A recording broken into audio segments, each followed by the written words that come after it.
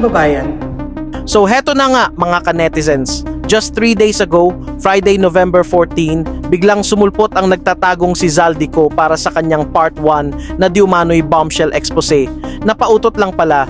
Ang nag-deliver papunta sa bahay nila Pangulong Bongbong Marcos at Speaker Martin Romualdez. Many were expecting si Gutesa ang lalabas at babaliktad, pero ayun, si Zaldico lang pala na halatang halata namang nagbalik loob sa DDS camp. Sana po ay hindi nila ako mapatay bago ko mailabas ang lahat. Nangyari ito during the continuation of the Senate Blue Ribbon hearing. Sakto ring tumapat ito sa day 1 ng mass protest ng Iglesia ni Manalo at iba't ibang grupo 2 araw later. Sabi nga, timing is everything. INC for transparency! Kahapon Sunday, naitala ng INC ang umano'y 500,000 attendees sa kanilang rally. Pero ang protest chant nila, halatang pang DDS ang tono. Bahang-bahala hanggang bubong! Pero hanggang ngayon, walang nakukulong! Investigasyong drama-drama! Pati ang protest leader, tunog DDS din. Kaya sa isasagawang investigasyon tungkol sa napakalaking nakawan sa kaban ng bayan, ang ating panawagan simple. Ang ating panawagan madali pong maunawaan. Maging tapat, maging lantad, huwag ikubli ang mga guilty sa kumot ng kasinungalingan at pagtatakipan.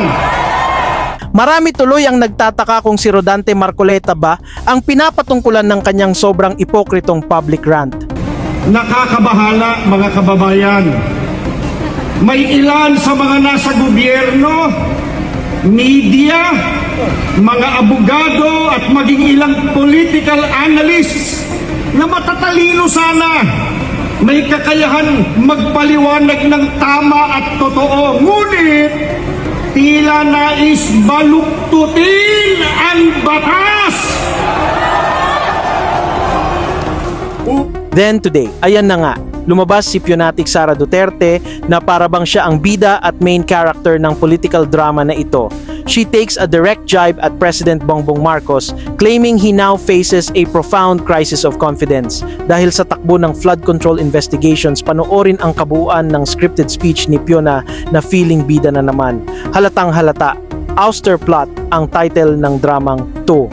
Nauunawaan ko ang galit at pagkadismaya ninyo. Nauunawaan ko ang galit ng taong bayan sapagkat sa nakalipas na ilang buwan, bago pa man sumabog ang issue sa flood control, madalas na akong nakikipag-usap at nakikinig sa mga hinaing ng ating mga kababayang overseas Filipinos ukol sa transparency, accountability, peace, at security. Nauunawaan ko ang galit ng taong bayan dahil nasaksihan ko mismo kung paano minanipula ng House of Representatives ang budget ng Department of Education.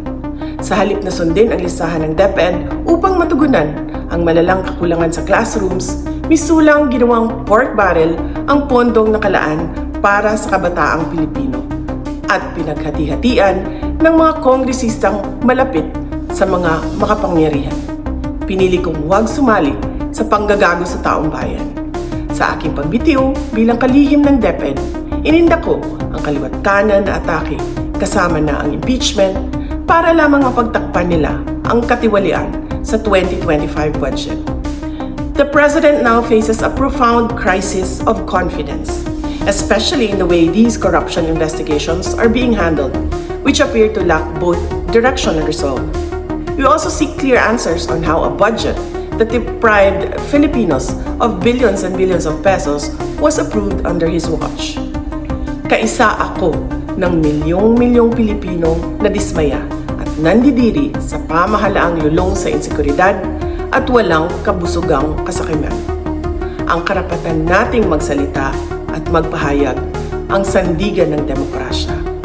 Dapat itong pakinggan ng pamahalaan, hindi para isang tabi at baliwalain lamang. We Filipinos deserve better. Shukran.